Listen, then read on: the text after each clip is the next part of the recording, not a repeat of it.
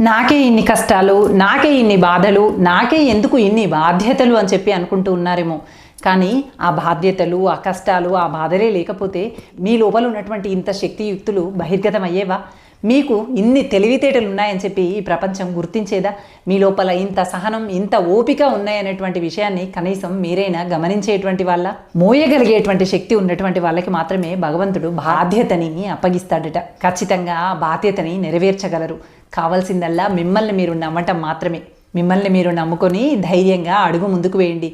మీకు తెలియకుండానే మీలో అతీతమైనటువంటి ఎన్నో శక్తులు దాగి ఉన్నాయి. ఈ బాధగా మోస్తున్నటువంటి బాధ్యతల వల్ల మీ లోపల దాగి ఉన్నటువంటి కనిపించినటువంటి శక్తియుక్తులన్నీ కూడా బహిర్గతం అవుతాయి. మరింత గొప్పగా రూపుదిద్దుకుంటారు. గొంగులి పురుగు సీతాకోక చిలుకగా మారినట్టు మీ కష్టాలే, మీ బాధ్యతలే మిమ్మల్ని, మీ ప్రవర్తనని, మీ జీవితాన్ని మరింత అందంగా, ఆకర్షణీయంగా ఈ ప్రపంచానికి చూపిస్తాయి. ఈ విషయాన్ని గుర్తుపెట్టుకుని బాధ్యతలకి కుంగిపోకుండా ధైర్యంతో అడుగు ముందుకు వేయండి. మీ లోపల ఉన్నటువంటి శక్తులను సమర్థంగా వినియోగించుకోండి. మీరు చాలా గొప్పవారు అనేటువంటి విషయాన్ని మరవకుండా ముందడుగు వేయండి. ఇక అంతా మంచే జరుగుతుంది.